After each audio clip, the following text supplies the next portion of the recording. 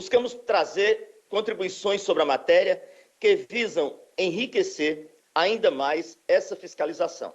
Embora meu voto revisor traga uma série de inconsistências detectadas na presente fase do processo, inconsistências formais, erros grosseiros de contabilidade, erros de apreciações mínimas necessárias de regulamentos, de regimentos. Eu não vou falar mais sobre isso. Gostaria de tratar nesse momento de forma resumida, porque o meu voto eu fiz questão de disponibilizar ontem a Vossas Excelências, né? Aqueles que me pediram na segunda-feira, eu fiz questão de entregar na segunda-feira para mostrar e oferecer tempo para que Vossas Excelências pudessem se preparar para avaliar cada uma das ilegalidades patentes que necessitam ser saneadas para o prosseguimento da desestatização. A primeira delas, Vossas Excelências haverão de votar, enquanto preliminar, no momento da avaliação final desse debate. Primeira ilegalidade. Ilegalidade número 1. Eu estou falando a um tribunal que tem compromisso com a legalidade. Dividendos devidos pela Eletronuclear à Eletrobras, com possível prejuízo à União. A Eletronuclear, por decisão estatutária, disposição estatutária, deve distribuir dividendos à Eletrobras, sua controladora. O montante de dividendos acumulado e não pagos desde 2010 totaliza 2 bilhões e 700 milhões de reais, 2,7 bi. Há aqui três ilegalidades derivadas da primeira. Vamos lá. A premissa imposta pela lei número 14.182, está aí a lei a que eu me refiro, é a de que a Eletronuclear deve seguir sendo controlada pelo poder público. Absolutamente correto. Absolutamente correto. Isso é uma questão, inclusive, constitucional. A reestruturação prevista pela resolução do Conselho do Programa de Parcerias e Investimentos, o CPPI, define que a recém-criada Embepar passará a ter 64% das ações ordinárias da Eletronuclear, que, por definição, tem direito a voto. A Eletrobras, privatizada, passará a ter a participação relevante no capital social da Eletronuclear, com 36% das ações ordinárias, com direito a voto, e 99% das preferenciais que não têm direito a voto. Desse modo, a reestruturação orçamentária permitirá que a Embepar passe a ser controladora, acionário da Eletronuclear. Até aí, tudo bem. Ocorre que o artigo 8º do Estatuto Social da Eletronuclear estabelece que as ações preferenciais não possuem direito a voto, exceto no caso de Assembleia Geral Extraordinária para alteração do Estatuto Social. Entretanto, tendo em vista os dividendos devidos e não honrados desde 2010, lá se vão 12 anos, desde 2010, a Eletronuclear deve à Eletrobras, aplica-se, então, a regra prevista na Lei 6.404, no seu artigo 111. Simples assim. O dispositivo diz que as ações preferenciais passam a ter direito a voto caso a companhia deixe de pagar dividendos devidos direto, que esse remanesce até o compromisso em atraso seja honrado. Ou seja, a companhia deixou de pagar os dividendos, de acordo com a lei, né, esses dividendos passarão a ser transformados em ações. Neste escopo, os dividendos acumulados e devidos desde 2010 pela Eletronuclear tornam nula a assunção de controle acionário da Embepar, da Eletronuclear, decorrente da reestruturação societária configurada. Repito, os dividendos acumulados e devidos desde 2010 pela Eletronuclear à Eletrobras anulam a assunção do controle acionário pela Embepar, decorrente da reestruturação acionária societária configurada. Com isso, ao final da reestruturação societária da eletronuclear, a Eletrobras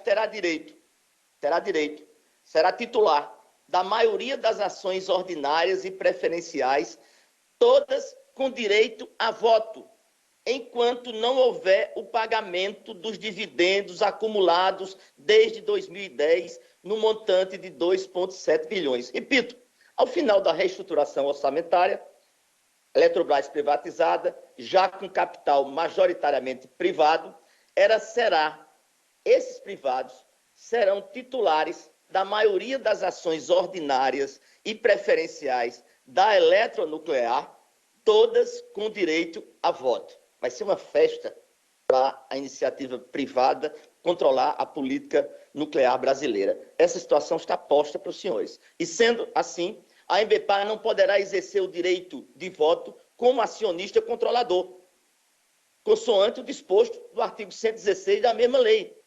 Né? Portanto, enquanto não for resolvida, senhores, a questão dos dividendos, a Eletrobras privada terá a maior participação orçamentária votante na eletronuclear, desvirtuando a premissa imposta pela Lei 14.182, de que a eletronuclear deve seguir controlada pelo poder público. O que temos agora, senhores, para vossas excelências poderem votar? A privatização da eletronuclear. Uma afronta, senhores, à Constituição Federal, que, com consequências imprevisíveis para a política nuclear brasileira e para a segurança nacional. Do jeito que está aí, se nós não consertarmos, nós estamos privatizando. Por quê? Porque não foi pago os dividendos, e não me venha com história de vão acertar depois, porque isso não é conta de padaria, né? Como eles fizeram o tempo inteiro. Não me venham com a história que no futuro vai resolver, não. A Eletrobras passará a ser majoritária nas ações da eletronuclear. Isso quer dizer que a política nuclear brasileira vai ser privatizada. Vai ser privatizada. Não é apenas a Eletrobras. A política nuclear brasileira é um contraponto ao sentido anti-horário do mundo inteiro. É o sentido anti-horário do mundo inteiro. Nenhum país mais democrata do mundo abdicou de sua política nuclear. Nenhum. E nós estamos fazendo isso. Segundo problema, dentro da mesma irregularidade. A necessidade de reapresentação das demonstrações financeiras para o reconhecimento dos dividendos é exigência de uma lei de normativos pátrios, que vão desde as leis 6.404 e 11.638, que alcançam a Eletrobras e a eletronuclear, até a deliberação da CVM, a deliberação 592 de 2009, e a resolução normativa da ANEEL 605 de 2014, todos convergindo para o inafastável, repito, a inafastável obrigação do cumprimento do pronunciamento técnico do Comitê de Pronunciamentos Contábeis. Esse Comitê de Pronunciamentos Contábeis, de acordo com a resolução normativa da ANEEL, a deliberação da CVN e de duas leis que eu já citei aos senhores, é obrigatório. Obrigatório. No exercício dessa competência, a CVM emitiu uma deliberação que tornou, repito, obrigatório o cumprimento desse parecer, desse pronunciamento técnico do Comitê de Pronunciamentos Contábeis. Esse pronunciamento, por sua vez, determina que a correção de erros, que no caso concreto é a ausência, qual foi o erro? A ausência do registro de dividendos desde 2010, seja feita mediante reapresentação das demonstrações contábeis. A norma da CVM é obrigatória, é cogente, em decorrência da disposição dos artigos 177, parágrafo 3º e 5º da Lei 6.404. Não difere em nada de tantas outras normas do arcabouço jurídico brasileiro. Cito dois exemplos para lembrar vossas excelências. O Manual de Contabilidade aplicado ao setor público decorre do poder de regulamentar atribuído à Secretaria de Tesouro Nacional pela Lei de Responsabilidade Fiscal. As instruções normativas, por exemplo, do TCU, de observância obrigatória pelos seus jurisdicionados, as nossas famosas INs, são em razão do poder que o TCU tem de regulamentar esse poder atribuído a nós, de regulamentar as nossas instruções normativas.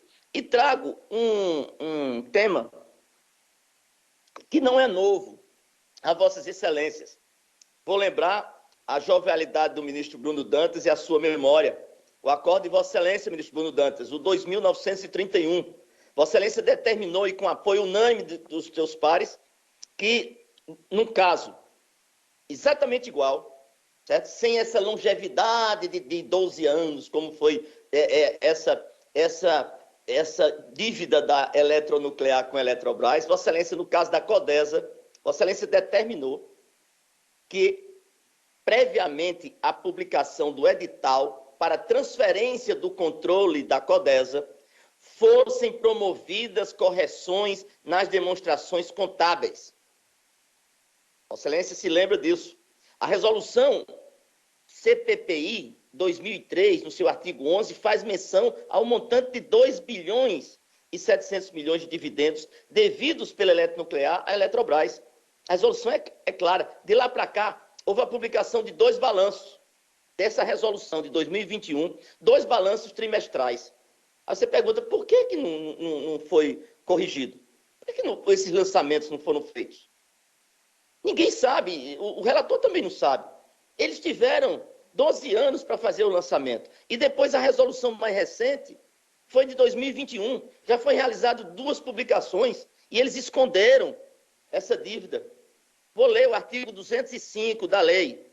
Aqui eu vou falar tudo na condição legal. Os senhores não vão ver nenhuma palavra minha que não seja arrimada na lei.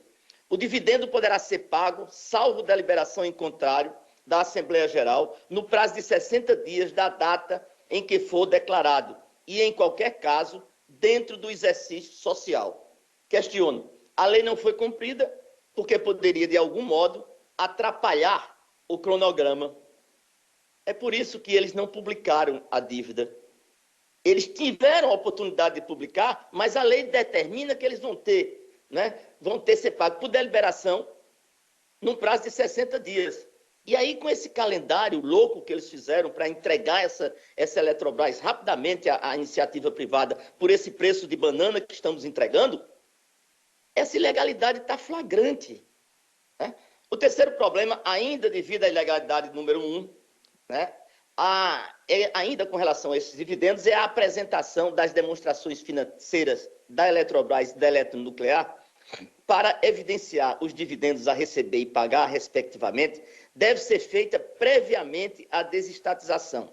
Também para evitar o risco de que os recursos da União sejam empregados no pagamento de remuneração a acionista privado da Eletrobras. Explico aos senhores. No caso da Eletrobras, tais dividendos a receber, até o presente momento, não reconhecidos como obrigação pela Eletronuclear, aqueles 2,7 bilhões, que serão prioritariamente utilizados para integralizar ações da Eletronuclear no processo de transferência do controle da Eletronuclear à Embepar, ensejando a possibilidade de subavaliação da empresa. Ora, se esses 2,7 bilhões de dividendos não forem convertidos em ações, já que a resolução fala em prioridade e não em obrigatoriedade, uma parte desse montante de dividendos a receber pela Eletrobras poderá ser distribuída aos demais acionistas das empresas após a alienação do controle.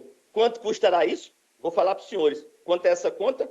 Essa conta conservadora são pelo menos 734 milhões, que representam justamente a diferença na participação acionária da União, que é hoje na Eletrobras de 72,22%, hoje será de 45% após a privatização.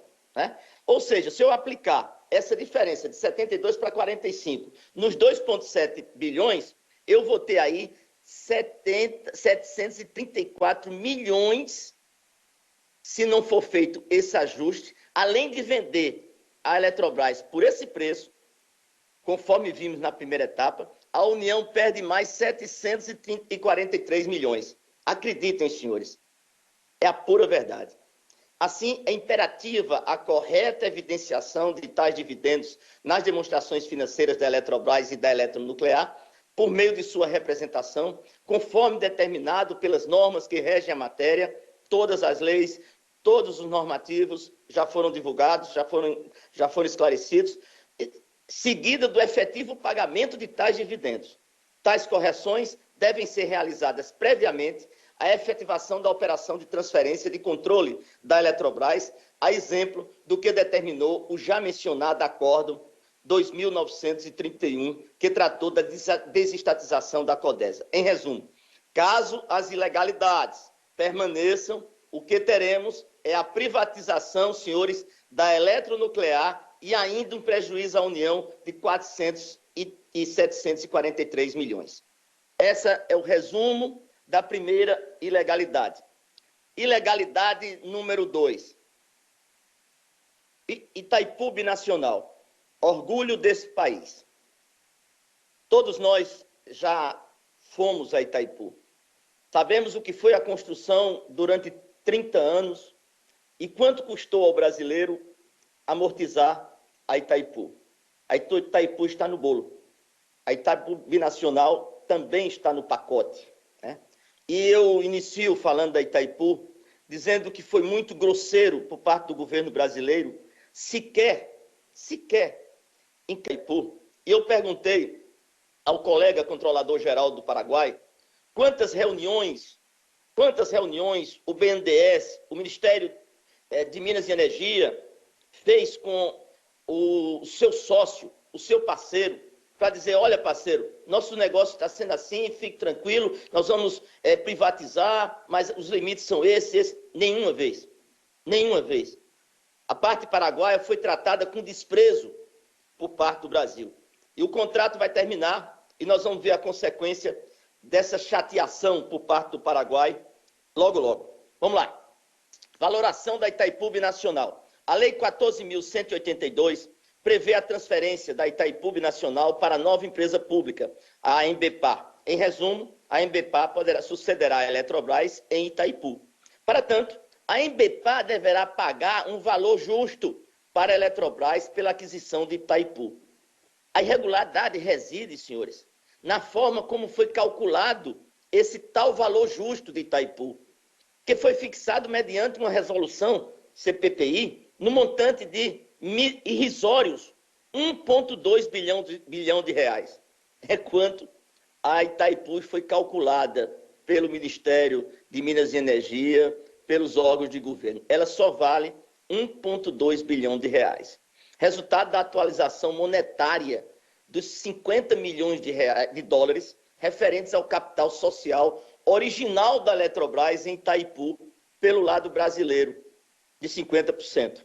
Repare, senhores, que não existe no nosso ordenamento jurídico essa forma de cálculo, que chegou ao tal 1 bilhão, 1,2 bilhão, pois a valoração de Itaipu foi realizada utilizando-se como referência a atualização do capital social, ao invés de fluxo de caixa operacional, conforme define a lei. Quantas vezes? Nós já votamos isso dezenas de vezes. Vamos votar no valor de uma empresa pelo fluxo de caixa. Os senhores já votaram tantas vezes. E é estranho que Itaipu, a valoração dela veio pelo capital social. Vamos atualizar o capital de 50 bilhões de dólares para cá, ao invés de fazer o que fez, por exemplo, com o fluxo de caixa de outras empresas subsidiárias, como é o caso da Chefs, por exemplo. Conforme estipulado no documento intitulado Relatório de Detalhamento da Modelagem, a transferência da participação societária de Itaipu, da Eletrobras para a Embepar, ocorrerá pelo tal valor justo. É o que eles acham, que se relaciona com as perspectivas futuras do fluxo de caixa da empresa, calculado o valor presente. Ora, estamos falando de projeção de fluxo de caixa livre da empresa trazido para o valor presente. Isso necessariamente remete ao fluxo de caixa operacional, para estabelecer o valor econômico de qualquer empresa, conforme previsto no Decreto 2.594, exatamente como foi feito para as demais subsidiárias da Eletrobras e Eletronuclear. Por que não fizeram isso para Itaipu, gente? Por que deixar Itaipu ser entregue por 1 bilhão e 200? Por que achar que Itaipu 1 bilhão e 200 é o valor desta empresa? É importante destacar que a avaliação da eletronuclear, que também será mantida sob controle indireto da União, não mais, porque vai ser privatizada a eletronuclear, foi realizada pelo método fluxo de caixa operacional, como eu já disse, conforme previsto no decreto 2.594. A aplicação desse normativo atesta o argumento contido no relatório de mapeamento jurídico da inexistência de norma específica a ser empregada para a definição dos valores econômicos de Itaipu Binacional e eletronuclear. A totalidade da transferência da participação societária que a Eletrobras detém na Itaipu para a Embepar vai retirar da Eletrobras as receitas auferidas com a venda de energia elétrica produzida pelaquela usina pelos próximos 30 anos. A TR Soluções em estudos indica que, mantidos constantes valores, fatores de custos não associados ao financiamento, o valor de energia de Itaipu deve se estabilizar em torno de 250 megawatts-hora, com o término do pagamento do custo da dívida em 2023, aquela história do tratado que terminará em 2023. Além do repasse de potência, se lembra da potência que eles simplesmente esqueceram que existe, e eu lutei tanto para mostrar aos senhores que ao invés de 67 era 130. Esse valor considera o custo de transporte e risco hidrológico. Nesse escopo, as receitas decorrentes da venda de 50% do total de energia produzida por Itaipu, percentual referente à titularidade da Eletrobras sobre a produção total, são importantes para a precificação, ou seja, para o valuation da participação da Eletrobras, que a Eletrobras detém sobre o capital social. As resoluções do CPPI afastam ilegalmente a aplicação da lei do decreto 2.594, que regulamenta a lei 9.491 para o cálculo do valor de Itaipu. Não há qualquer razão para proceder de forma diferente do cálculo usual do valor presente líquido no caso dessa usina. Por que a Itaipu é diferente das outras? Que história é essa? O que é que está por trás disso? Novamente, como de resto aconteceu em tantas outras oportunidades desse processo, transparência é o que não existe. O que mais transparece é uma conta de chegada. Pergunta aos senhores ministros, pergunta aos players do mercado, certamente estão ávidos acompanhando essa sessão.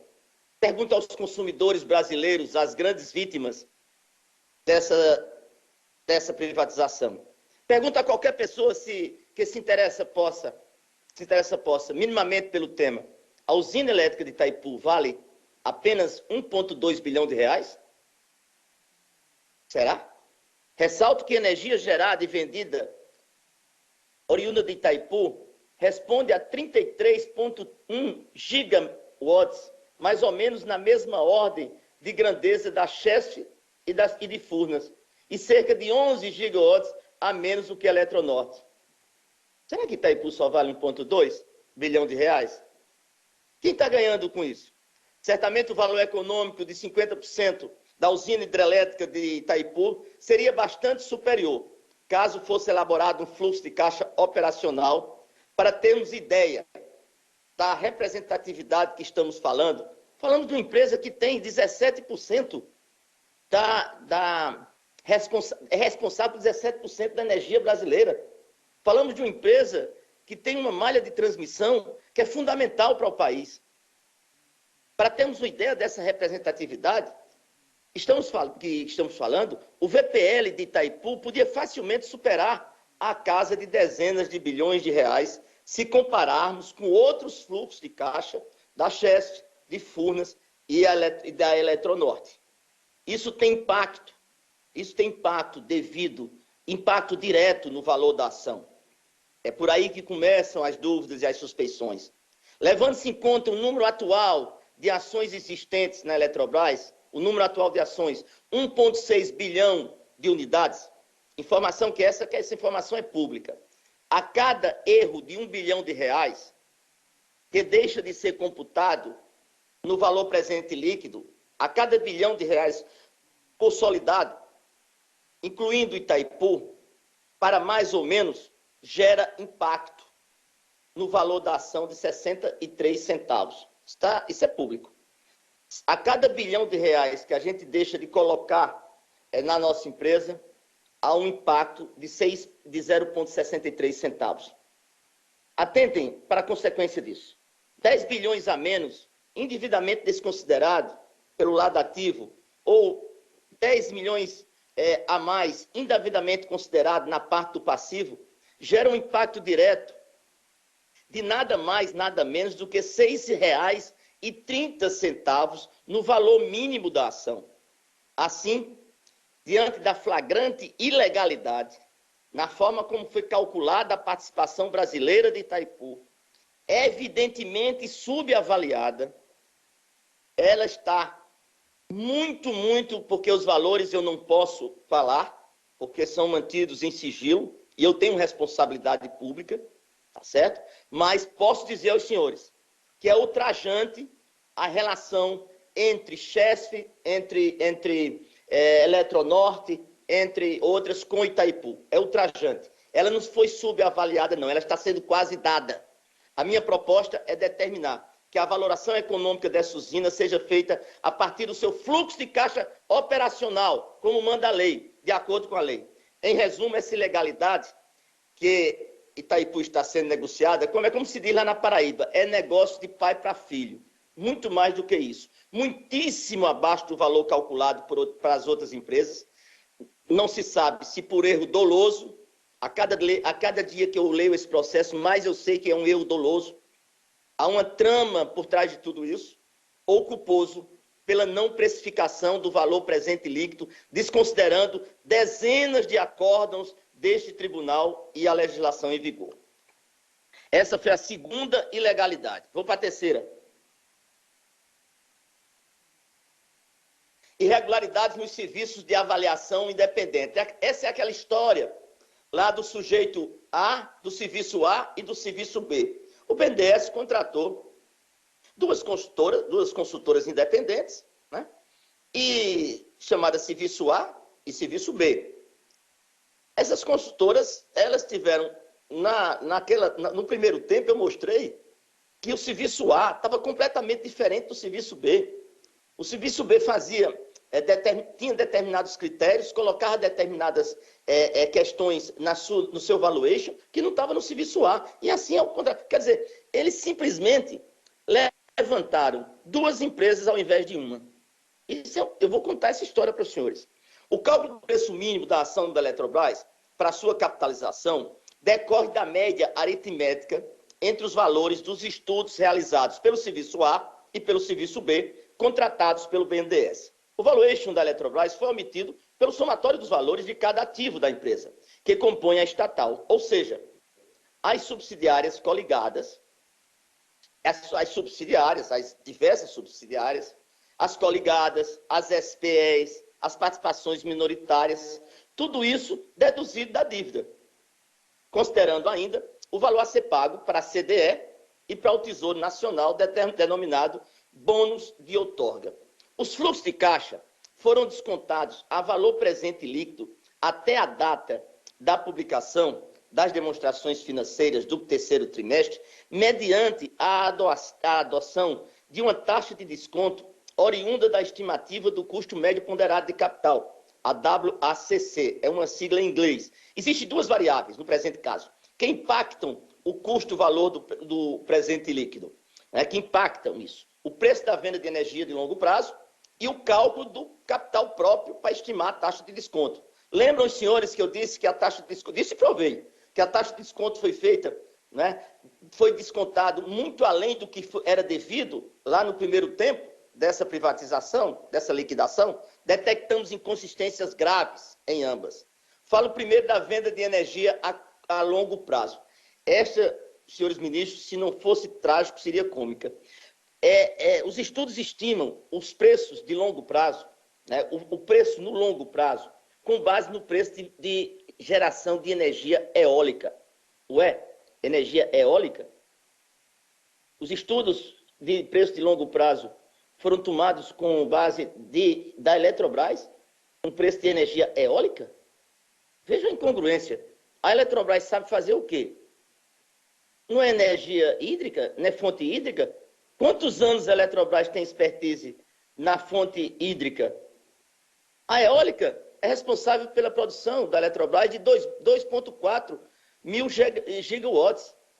Vejam, senhores, sabe quanto a Eletrobras produz por fonte hídrica? 154 mil gigawatts hora.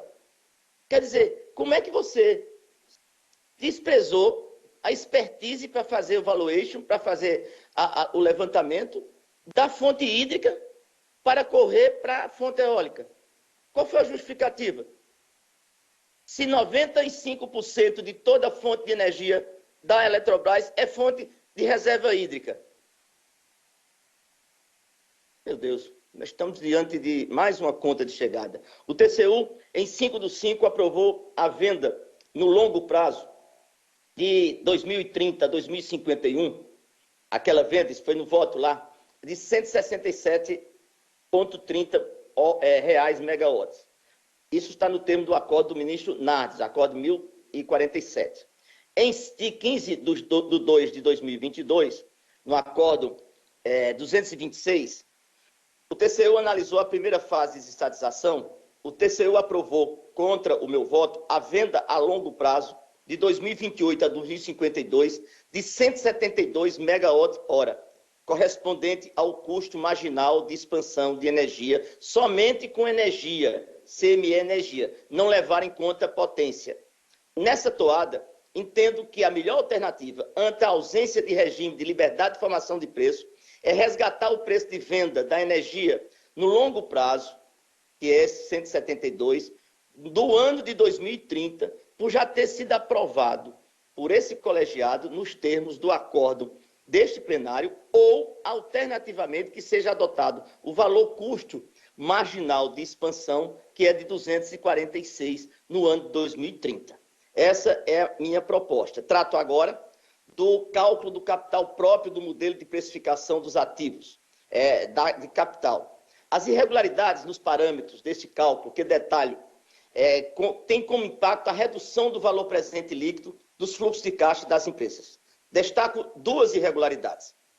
A amostra das empresas para a escolha do beta desalavancado, selecionada pelo serviço A e pelo serviço B, é baixíssima. Esse beta é uma forma de avaliar o risco de uma empresa no mercado de capital. É a forma de avaliar. Então, esse beta, chamado beta desalavancado, não tinha visto, não conhecia essa história, ela é um índice para a escolha do tamanho do risco dessa empresa. O documento de referência publicado pelo ministro da Fazenda indica como fonte de dados, esse documento é público, fonte de dados base, tem atualmente, hoje, o mundo inteiro tem 541 empresas no setor de energia. Agora, os senhores não sabem. O TCU já se deparou com esse tipo de problema em 2016, no âmbito de 4 acompanhamentos de concessões aeroportuárias. Estou falando de aeroporto, coisinha pequena. Quando encontrou, no caso, ele encontrou uma amostra de 7 empresas e o TCU votou, dizendo que essas empresas que foram selecionadas como base, elas não tinham representatividade. E olha, senhores, nós estamos falando de um aeroporto, e o setor de infraestrutura à época tinha 155 empresas. Então, o beta, veja bem, a concessão aeroportuária, eu tinha 155 empresas no mundo, para fazer a privatização dos aeroportos, eu peguei 7 empresas, mas o TCU disse, não, 7 empresas é baixíssima a representatividade. Aí agora, eu tenho 541 empresas do setor de energia elétrica, e diga aos senhores, e os senhores sabem, é baixíssima a representatividade. Não posso dizer o valor, mas os senhores sabem. Os senhores sabem quantas empresas foram avaliadas como referência no meio de 541 empresas. Os senhores sabem, o gabinete dos senhores tem esse dado sigiloso que eu não posso dizer agora. Mas naquela época, o plenário do TCU mostrou que, no caso aeroportuário, essas empresas não podiam ser referência, essas 7 empresas não podiam ser referência para o aeroporto. Esse plenário acolheu sugestão do relator, o nosso decano, o ministro Alto Alencar Rodrigues, que recomendou que as amostras tenham maior representatividade. Me lembro bem disso. O decano falou, olha, 7 empresas em 155 não é representativo. E o decano sabe que a representatividade agora é baixa, muito mais baixa do que isso. Para esse setor de infraestrutura portuária, a base de dados indicada pelo então ministro da Fazenda continha, já falei, 155 empresas. O tamanho do aeroporto não se aproxima do tamanho da envergadura da Eletrobras. Estamos falando da maior companhia de energia da América Latina. Portanto, os estudos enviados pelo BNDES contêm erros insuperáveis. Erros insuperáveis, pois distorcem o valor do beta e, por conseguinte, a taxa de desconto. A segunda irregularidade, nessa irregularidade, é que tem maior impacto direto no valor da ação. Trata-se da adoção da taxa marginal de imposto, um dos parâmetros afetos ao cálculo do capital próprio. O beta faz-se necessário, obtido esse beta, que foi errado, que eu procurei mostrar aos senhores que foi feito de forma irregular, e digo dolosa, faz-se necessário calcular um outro beta, o chamado beta realavancado, considerando-se a estrutura de capital e a taxa marginal de imposto. O Ministério da Economia, a ANEEL e o BNDES indicam a utilização da taxa marginal de imposto correspondente a 34%. 34%, senhores, é a base de qualquer negociação que se faça no Brasil, que é o custo Brasil, né? Vossas Excelências sabem tão bem quanto eu. Os estudos utilizaram taxas marginais inferiores a 34%. Isso é ilegal, senhores. Isso é ilegal. Não existe carga tributária menor do que 34% no Brasil, em canto nenhum do mundo. Em canto nenhum desse país, desculpa, em canto nenhum desse país não tem carga tributária menor de 34%. O Ministério da Economia, a ANEEL e o BNDES indicaram 34%, mas os estudos indicaram menor. E os senhores têm esses estudos nos seus arquivos desse voto.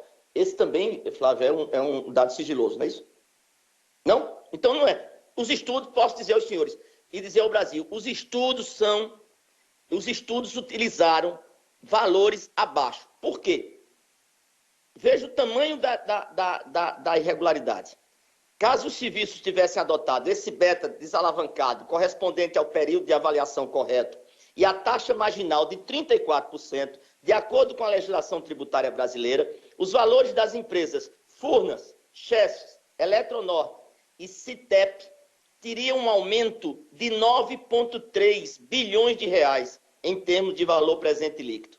Veja o prejuízo que o Brasil está dando, que o Brasil está tendo, que o povo brasileiro está tendo, no momento da venda desta empresa. A sequiosidade com que estão tratando essa ação, isso demonstra muita... Vamos para frente. E esse valor pode aumentar se forem considerados outros fluxos de caixa elaborados pelo Serviço B, entre eles Eletrosul, Norte Energia, Belo Monte, transmissoras, etc. Assim, concordo com a unidade instrutiva, com motivos adicionais, no sentido de que o cálculo da taxa de desconto prejudicou o valor presente líquido nos fluxos de caixa operacionais projetados. Ademais, as amostras de empresas selecionadas são de baixa representatividade, já falei. E os cálculos das taxas de desconto apresentam ilegalidade ao se basearem em taxa marginal de imposto inferior a 34%. As irregularidades constatadas são mais uma vez insuperáveis, pois majoram o valor do beta e, por conseguinte, do próprio capital ou da taxa de desconto, reduzindo o valor presente líquido de caixa das empresas. Por esse motivo, promovo as devidas determinações contidas na minuta de acordo revisor que vou ler para os senhores ao final. Ilegalidade número 4. Já estou terminando. São só 6 ilegalidades distribuídas em outras, de outras subilegalidades, vamos dizer assim, que continuam sendo ilegalidade. A lei número 14.182 estabelece que a desestatização da Eletrobras fica condicionada à aprovação em Assembleia Geral Extraordinária da criação de ação preferencial da classe especial de propriedade exclusiva da União, que dará o poder de veto nas deliberações sociais específicas. São as chamadas Gold Shares. O relatório de mapeamento jurídico do BNDES menciona a possibilidade de realizar uma consulta à CVM sobre a existência de direito de retirada e necessidade de assembleia especial em razão da criação da Gold Share. Todavia, não consta dos autos documento ou informação sobre a realização da mencionada consulta à CVM ou justificativa para não ter realizado a consulta, razão pela qual faço a devida determinação para que essas questões sejam esclarecidas. As cláusulas de Poisson-Pill buscam penalizar acionistas que ultrapassem determinado percentual do capital votante e não retornem ao patamar inferior em dado prazo. Além disso, visam mitigar os riscos que uma outra empresa de porte do setor de energia possa controlar a Eletrobras, o que favorecia a concentração de mercado. Ademais, as cláusulas à proteção aos acionistas minoritários. No presente caso, a resolução do CPPI estabelece que qualquer acionista que ultrapasse 50% do capital votante e que não retorne em 6 meses a patamar inferior, realize oferta pública de aquisição das ações pelo preço de 200% superior à maior cotação de ações ordinárias nos últimos 504 pregões. Igualmente, caso o acionista ultrapasse 30%, a oferta pública de aquisições de ação se daria por um preço pelo menos de 100% superior aos 504 pregões. Constatamos que não constam dos autos justificativas sobre os critérios adotados para fixar e estabelecer a quantidade de pregões de referência. Os referidos percentuais e a citada quantidade surgiram no relatório do mapeamento do BNDES como sugestão, sem, contudo, haver justificativa para não adoção na configuração efetivada. Ainda, tal dispositivo que estabelece o teto de 30% do capital votante gera conflito com a União, na medida em que ela poderá ter até 45% do capital votante da Eletrobras após o processo de privatização. Significa que a União poderá ser instada a fazer uma oferta pública de aquisição, já que ultrapassou os 30%. Dessa forma, a capitalização já nasce penalizando financeiramente a União. Não está registrado nessa cláusula que faça parte do novo Estatuto da Eletrobras qualquer excepcionalidade em relação à União, imediatamente após a integralização. Assim, cabe determinar ao CPPI que, na etapa de precificação das ações, no processo de privatização da Eletrobras, adote medidas necessárias a fim de afastar tal conflito existente. Quanto à cláusula de Poisson-Pill, que busca dificultar a aquisição de 50% ou mais comungo com as preocupações de evitar uma indesejável concentração de mercado a ser efetivada a possibilidade de outra empresa de porte do setor de energia passe a controlar a Eletrobras. Entretanto, no caso da desestatização, mas não consta dos autos informação acerca de consulta ao CAD. Não se consultou, o CAD não foi consultado em nenhum momento sobre a efetivação de articulação com esse órgão, que detém competência legal para antecipação de determinadas medidas possíveis, a fim de evitar futura concentração de mercado, conforme defendem a unidade técnica e o MPTCU. Em função disso, cabe determinar a exclusão dessa cláusula ou, alternativamente, a sua adequação nos ditames da Lei 12.529, que atribui ao CAD e à Secretaria de Acompanhamento Econômico competências exclusivas para a prevenção indesejada, concentração indesejada de mercado. A penúltima ilegalidade, ilegalidade 5, ausência de informações sobre o impacto de política nacional de energia nuclear. Senhores ministros, por motivos óbvios, as políticas de energia nuclear mundo afora são tema de objeto de fortíssima regulação. No Japão, nós temos 3 agências reguladoras de política nuclear. Não poderia ser diferente, dado que afeta não só a política energética dos países, mas invade a seara da segurança nacional. Enquanto isso, os órgãos afetos ao tema sequer foram ouvidos. Desculpem, com isso, os órgãos afetos ao tema sequer foram ouvidos acerca de modificações acionárias da eletronuclear. Eu vou repetir. Os órgãos afeitos ao tema sequer foram ouvidos a respeito das modificações da eletronuclear. Isto é absolutamente estarrecedor, senhores ministros. O artigo 21, inciso 23 da Constituição Federal diz: compete à União explorar os serviços e instalações nucleares de qualquer natureza. Compete à União explorar os serviços e instalações nucleares de qualquer natureza. Esse dispositivo constitucional remete à eletronuclear, que opera as usinas de Angra 1 e Angra 2, com a terceira ainda em construção, que é a Angra 3. A EBN-PA passará ter o controle acionário da eletronuclear e a Eletrobras permanecerá como acionista. Isso se for revisto lá aqueles dividendos que não foram contabilizados. Senão a eletronuclear, como eu já disse, na irregularidade número 1, passará a ser privada também. Teremos, então, a Eletrobras como uma empresa de capital majoritariamente privado, como acionista da eletronuclear. Isso é fato. Isso é fato. A Eletrobras privada vai ser agora acionista da eletronuclear. A efetivação do processo de desestatização da Eletrobras, em que a União deixará de ser controladora majoritária da Eletrobras, favorece o acesso da iniciativa privada a informações tecnológicas nucleares, afeta as atividades da eletronuclear. A ausência de participação desses órgãos gera insegurança no andamento da exploração das atividades desenvolvidas pela eletronuclear, em especial a segurança nuclear, a segurança física das atividades e as instalações nucleares e aos aspectos de comissionamento e descomissionamento de instalações nucleares e rejeitos radioativos. A reestruturação orçamentária da eletronuclear foi configurada sem sequer consultarem os órgãos que possuem atribuição associada à política nuclear brasileira. Repito, é estarrecedor. Eu não acreditei e pedi, através de ofício, para que esses órgãos se manifestassem. O chamado Comissão Nacional de Energia Nuclear, CNEM, e Autoridade Nacional de Segurança Nuclear. Eu, sem acreditar, mandei um ofício, pedi que eles se manifestassem. Eles disseram que não foram consultados, que isso não afeta a eles.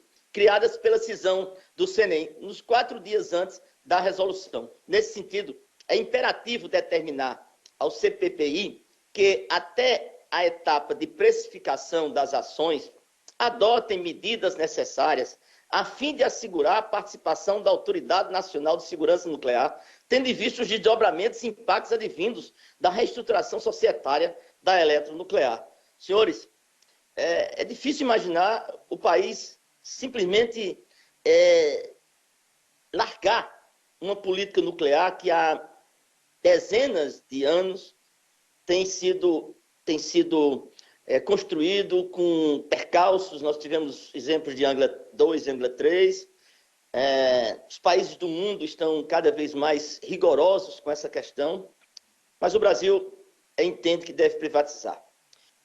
Ilegalidade 6 e última. Desculpem, a extensão, Vossas Excelências sabem que os sumários dos meus votos são muito curtos, mas a quantidade de ilegalidades é muito flagrante e eu precisava colocar cada uma a Vossas Excelências. A diferença de 30,64 bilhões no cálculo do endividamento líquido ajustado. O BNDES informou ao serviço A e ao serviço B o valor do endividamento líquido ajustado. O serviço A adotou esse valor, mas passou a determinar um valuation das subsidiárias, os VPLs dos respectivos fluxos de caixa, sem ajustes de valores não vinculados às suas atividades operacionais. O serviço B acatou o valor informado não acatou o valor informado pelo BNDES, mas manteve os ajustes das subsidiárias quanto aos valores não vinculados às suas atividades operacionais. Essa situação restou uma diferença de 30,64 bilhões, em razão do serviço A e o serviço B adotarem ou não o valor de endividamento líquido ajustado, informado pelo BNDES, e se efetuarem ou não os ajustes do VLP das subsidiárias. Ocorre, senhores, que o artigo 30 do decreto 2.594 impõe que o valor econômico da empresa é aquele resultante da projeção do fluxo de caixa operacional, ajustado pelos valores dos direitos e obrigações não vinculados às suas atividades operacionais, bem como pelos valores que reflitam contingências e outros efeitos. Está claro, o artigo 30 do decreto diz: o valor econômico da empresa é resultante da projeção do fluxo de caixa, ajustado aos valores dos direitos e obrigações veiculados. Aí o serviço A faz uma projeção, o serviço B faz outra, e há 30 bilhões,6 de diferença. Nós não estamos falando aqui de miudeza, não. Nós não estamos falando aqui de coisa pequena, não. Nós estamos falando de 30 bilhões. De 30 bilhões entre uma consultoria e outra, porque a consultoria não usou elementos que uma usou e a outra não usou. Senhores ministros, passo com as minhas desculpas, todas as possíveis delongas que eu faço desse voto aos senhores, mas passo aos comentários finais.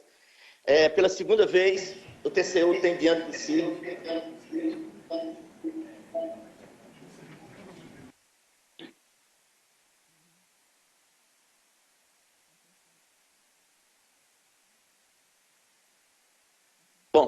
eu estava o microfone aberto. Pela segunda vez, o TCU tem diante de si o desafio de julgar um dos processos mais relevantes de sua história, devido à materialidade envolvida e à complexidade do tema, seja devido à importância estratégica do país. Na primeira apreciação desse processo, e os senhores não viram nenhuma fala minha a respeito de nada nesse estudo que fiz, desse voto que fiz, que não tenha um adensamento absolutamente legal. Na primeira apreciação desse processo, deixei assente o meu entendimento de que, no âmbito desta Corte de Contas, não se cabe questionar a opção pela privatização. Não cabe questionar. Não obstante isso, por vezes questionei sobre o que o brasileiro pensa nesse momento acerca da privatização da Eletrobras. Apenas a título de informação, identifiquei uma pesquisa recente do Poder Data, que mostra que 56% dos brasileiros são contrários à venda da Eletrobras. E é que eles não conhecem o que nós estamos descobrindo de ações dolosas cometidas contra a empresa em gravames que foram provados aqui por mim, né, de atentatórios à Constituição Federal e aos normativos desse país. Mesmo assim, 56% dos brasileiros são contrários à venda da Petrobras. Volto a repetir o que disse na primeira oportunidade. Nenhum país cuja matriz energética possua hidroeletricidade como parte significativa privatizou o seu setor elétrico. Estados Unidos, China, Canadá, Suécia, Noruega, Índia. Eu falo de democratas e falo de não democratas, eu falo de conservadores e falo de todos essa pleia de países. E olha, países de primeiro mundo, Estados Unidos, China, Canadá, Suécia, Noruega, Índia, nunca as abriram a sua matriz elétrica que tem dependência à hidroeletricidade. Muitas dúvidas e desinformações pairam sobre a Eletrobras. Desde o VAC, das dúvidas e dos buracos existentes entre o serviço A e o serviço B, desde as impropriedades dos descontos, desconto a mais dado, e agora com essas irregularidades, eu falei de 6, e que podem se tornar 18, porque cada uma delas tinham 3 se subdividiam em mais 3. É muita desinformação, é muita dúvida. É preciso que os senhores avaliem com cuidado. Nós seremos coautores desse processo. A partir de hoje, nós seremos coautores desse processo. O primeiro ponto falacioso é que a Eletrobras gera prejuízo. É mentira. A Eletrobras registrou um lucro líquido de 37 bilhões nos últimos 4 anos, dos quais 6,4 bilhões em 2020 e 5,7 bilhões em 2021. Foi a 6ª empresa mais lucrativa do país em 2020, mesmo no ano de pandemia. A segunda desconstrução que se faz necessária é que a privatização da Eletrobras implicará necessariamente em melhores serviços à sociedade. Mentira! Um recente exemplo nos fez refletir sobre isso. Em novembro de 2020, um apagão lá no Amapá, devido a um incêndio em subestação, deixou sem energia 14 dos 16 municípios do estado por mais de 20 dias. A estatal Eletrobras foi chamada para resolver o problema por meio da Eletronorte, uma vez que a empresa estrangeira concessionária não resolveu. Quem é do Amapá sabe que é falácia dizer que vai se prestar melhores serviços. O terceiro ponto que destaco é que não existe comprovação de que o mercado é capaz de gerar energia a preços mais competitivos para o desenvolvimento do país. O cenário atual mostra o contrário. Enquanto as hidrelétricas de propriedade privada, de empresas transnacionais, cobram, em média, R$ 250 por 1 kWh, as usinas da Eletrobras praticam R$ 65 por 1 kWh. Outra mentira é que preços não serão competitivos. A conta vai aumentar e muito. Já expliquei isso aos senhores na primeira fase. Por quê? Tá claro. As empresas internacionais cobram em média R$ 250 o quilhora, enquanto a Eletrobras pratica o preço de R$ 65 o quilhora. Uma das explicações para isso é que a iniciativa privada vai adquirir usinas já amortizadas por nós, que pagamos a CDE, já amortizadas por nós, cujos investimentos já foram recuperados a partir das contas de energia elétrica paga, senhora presidente. Paga por nós, brasileiros. No entanto, eles passarão a referenciar a tarifa não no preço do custo de energia, mas nos preços de mercado, sujeito à especulação. Por fim, o quarto ponto que resgato na apreciação da presente etapa desse processo diz respeito à ausência de um estudo tarifário de longo prazo, correspondente ao período de 30 anos, que demonstra o impacto da privatização na conta de energia. Situação essa que não mudou nesses últimos meses. Estudo da Fiesp, de junho de 2021, apontou para um custo adicional para o consumidor em 30 anos de R$ 54 para R$ 54,4 e 104,2 bilhões decorrente das imposições que a lei exige. Isso corresponde a um aumento tarifário de 4,6 ao ano. Sem falar nessa loucura que é a vontade do Brasil de ser contra. Eu nunca vi uma coisa tão... Imaginar que o Brasil agora está recorrendo a um gasoduto para transportar gás para a termoelétrica, no momento em que o mundo está acabando com as terras, porque são as mais poluidoras, as mais caras, e nós estamos colocando lá 100 bilhões de reais, cheio de suspeições, cujo gasoduto já tem até nome. Mas, vamos lá.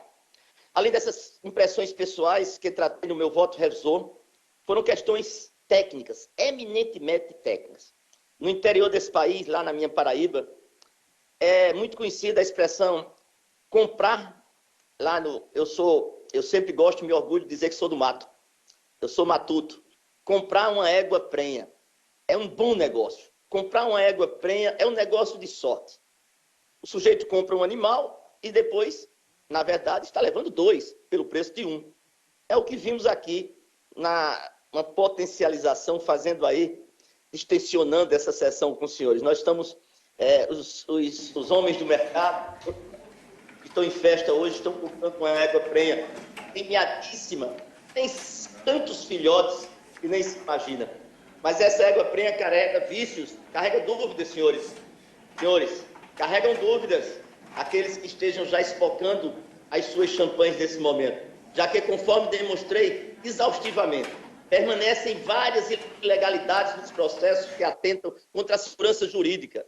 Na presente oportunidade, vimos que há diversos prêmios ocultos para o comprador da Eletrobras.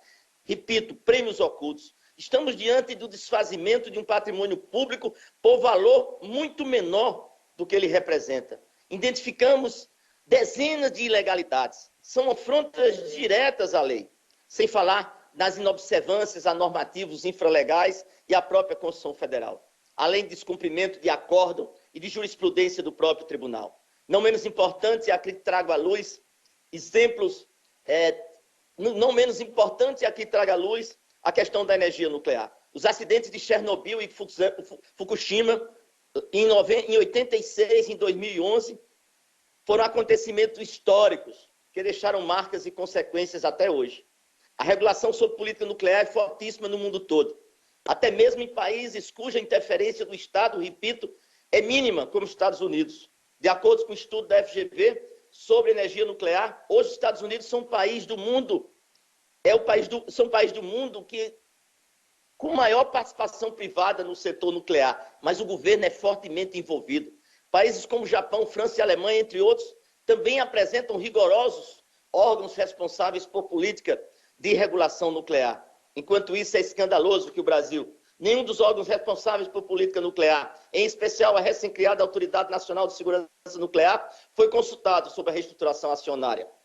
E ainda terá uma composição da Eletrobras privatizada. Essa é mais uma questão crítica que precisa ser bem compreendida pela sociedade. Diante de todos esses motivos, senhores, nos presentes autos, não é possível prosseguir com essa desestatização, essa privatização, essa liquidação, antes das ilegalidades identificadas serem corrigidas.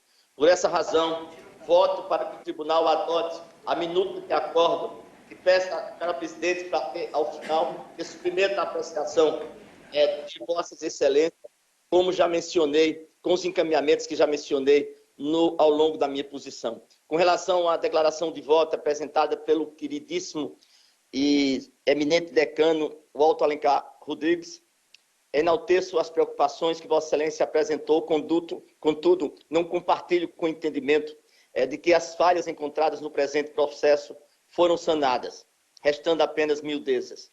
As irregularidades que acabo de apresentar, ministro Walter, representam erros que totalizam um montante de 40 bilhões de reais, referentes à tributação, ao endividamento líquido ajustado da Eletrobras, sem falar no possível prejuízo bilionário de Angra 3 e na ausência dos valores bilionários de indenização de transmissão.